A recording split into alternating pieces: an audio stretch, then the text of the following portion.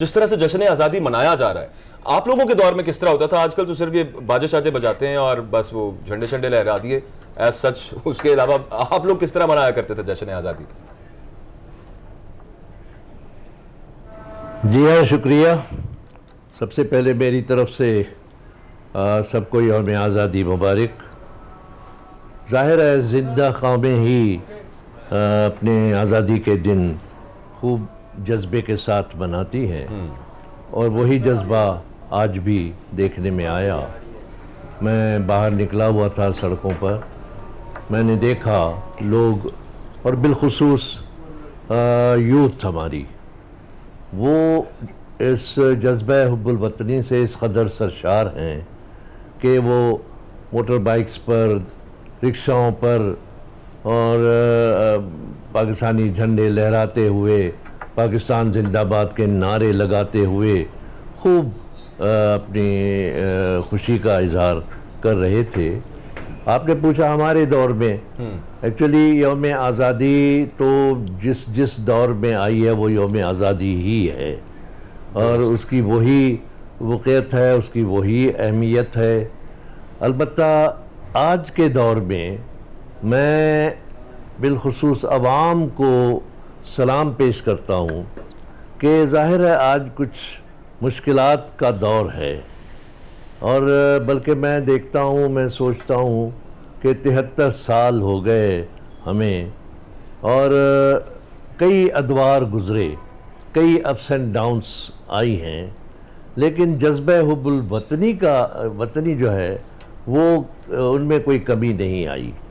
ठीक है, हमारे बाज़ अदवार, बाज़ इवन सियासतदान, कुछ डिक्टेटरशिप्स के दौर, कुछ बहुत कुछ हुआ और लेकिन हम वहीं कायम रहे और पाकिस्तान हमारा कायम रहा और कायम रहेगा इंशाअल्लाह। अलबत्ता मैं आज के दिन को एक तजदीद अहद का दिन भी कहूँगा कि इन तमाम खुशियाँ मनाने के साथ साथ हमें अपने गिरेबानों में भी झांक कर देखना चाहिए कि हमने पाकिस्तान को क्या दिया और पाकिस्तान ने हमें क्या दिया।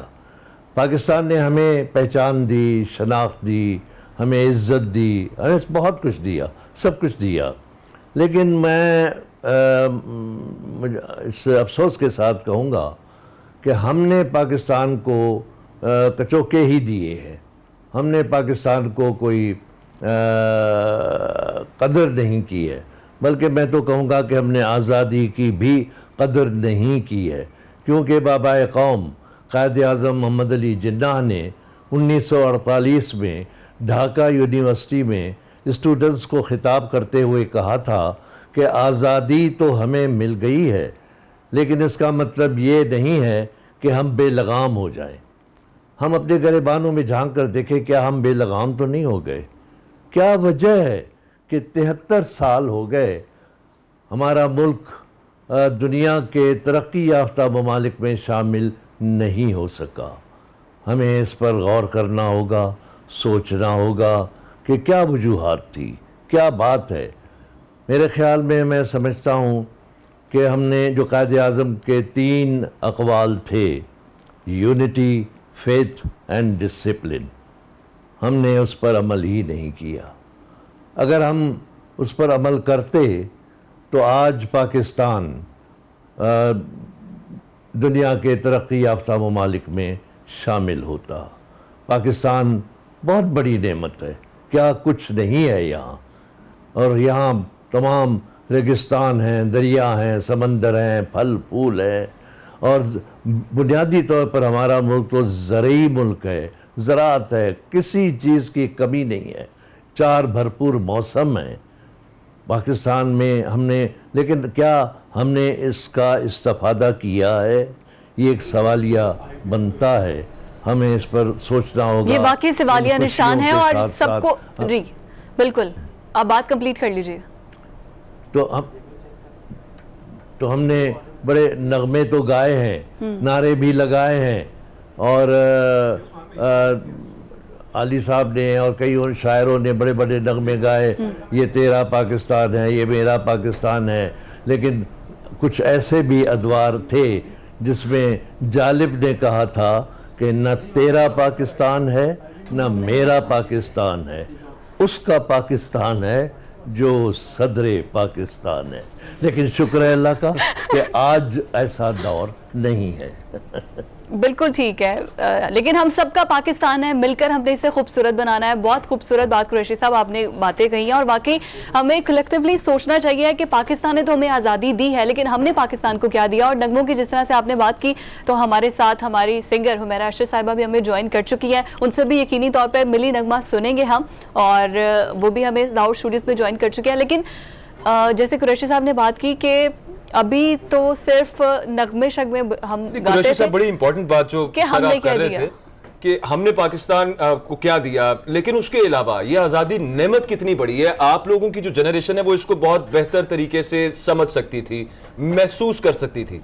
आज जज्बा आज़ादी तो है सर, लेकिन जब आप देखते हैं, मैं देखता हूं अपने एज फेलोज को, हम लोग अपनी बात करते हैं तो हमें उस तरह से एक्सपीरियंस नहीं, हमने फॉर ग्रांटेड लिया है जो आज़ाद मुल्क हमें मिल गया। और उसके बाद एक दौर के पाकिस्तान, बहुत आपकी जनरेशन के लोग ही बताते हैं, ये वज़ीर आज़म साहब बताते हैं कि उस दौर में 1960s में पाकिस्तान ऊपर की तरफ जा रहा था। और फिर उसके बाद ऐसा क्या हुआ, आपने भी कुछ चीज़ों की तरफ इशारा किया, लेकिन जो जायंट्स थे, हम अगर बात करें आर्टिस्ट्स की, आपकी बात कर लें, और बहुत से आपको अल्लाह ताला लंबी उम्र अता करे, और आपके जो कोलीग्स और एज फेलोज और उसी इरा के जो लोग हैं, अब उस तरह की आर्ट, हम एक सेक्शन की बात कर लेते हैं, चले पाकिस्तान वहां से भी तो रिप्रेजेंट हो रहा है, वो अब उस तरह की आर्ट क्यों नहीं यहां पर प्रोड्यूस हो रही सर, आपके ख्याल में?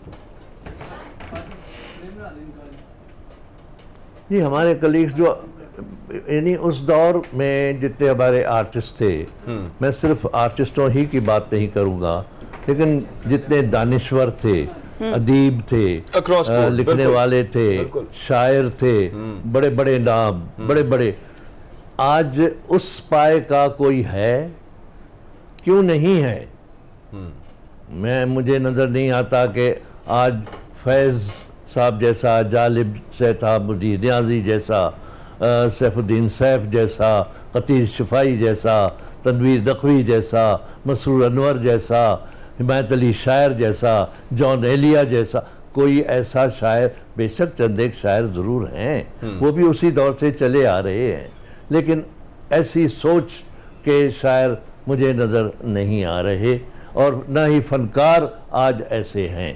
ठीक है, चंद एक फनकार बेशक हैं, लेकिन उनकी जगह कोई नहीं, क्योंकि हमारे पास इदारा नहीं है, वो एकेडमी नहीं है जहाँ से ये लेजेंड्स जो हैं, ये आर्ट एंड कल्चर के हवाले से भी जो निकलते हैं।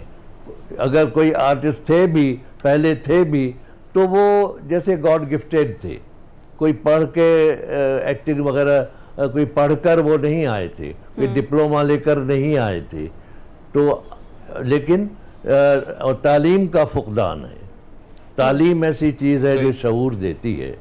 ये ज़रूर है कि एक्टर अगर पीएचडी हो, या पीएचडी जो है वो एक्टिंग नहीं कर सकता, और क्योंकि ये अब हमारे जो टेक्नीशियंस हैं, फिल्में बनाने वाले जो डायरेक्टर्स थे या कैमरामैन थे, ये भी असिस्टेंट से लेकर वो इसी तरह उन्होंने काम सीखा और खूब रिजल्ट्स दिए हैं, लेकिन वो कोई पढ़े लिखे ज़्यादा नहीं थे सिवाय चंद एक की। तो लेकिन तालीम बहुत ज़रूरी है, वो शऊर देती है। तो एक तो ये हमारे पास ये एकेडमी होनी चाहिए जो नहीं है आज की हुकूमत को, बल्कि मैं ये गुजारिश करूँगा, मुतालबा करूँगा कि हमारे जो सकाफती इदारे हैं उस तरफ ध्यान दें। आप भी इसी तरह बचपन में झंडियाँ लगाते थे जैसे हम हुमैरा से पूछ रहे हैं? बचपन में भी, अभी आज भी लगाते हैं। अच्छा, आज भी लगाते हैं? बल्कि जब मैं भी स्कूल गोइंग था तो मुझे याद आता है कि तब स्कूलों में मिठाई मिलती थी हमें। अच्छा, लड्डुओं के लिफाफे आते थे, और ये यौम आज नहीं है, आज तो खैर आज तो खैर कोरोना की वजह से स्कूल वगैरह बंद हैं। हाँ। लेकिन अगर मेरा ख्याल है अगर खुले भी होते तो मुझे नहीं पता कि कोई इस तरह मिठाइयाँ स्टूडेंट्स में तकसीम करते हैं, आई डोंट नो। और मिठाइयाँ तो नहीं, लेकिन तकरीबात जरूर होती हैं 14 अगस्त के अकॉर्डिंग। वो तकरीबात तो होती है बिलाशुबा। मैं मिठाई की बात कर रहा हूँ कि ये मुंह मीठा करवाते मीठा थे करने। और बड़े हम खुश होते थे। तो हाँ, क्योंकि आज़ादी मीठी है ना, बिल्कुल ठीक है। आज़ादी का बिलाशुबा। स्वाद जो है वो बड़ा मीठा है। हाँ। और अच्छा, वैसे सर एक और फिर कुरैशी जब साहब, जी, फिल्म का सिलसिला शुरू हुआ, जी जी जी जी जी कंप्लीट कीजिए। फिल्म का सिलसिला शुरू हुआ जब, तो हम स्टूडियोज़ में बिलखुसूस से लाहौर में एवेन्यू स्टूडियो में हम तमाम आर्टिस्ट जमा होते थे और वहाँ यौम आज़ादी के हवाले से अपनी यादें ताज़ा करते थे और पाकिस्तान के हवाले से वहाँ मीडिया भी सारा होता था। लेकिन अलमिया आज ये है कि लाहौर में कोई स्टूडियो कायम नहीं है।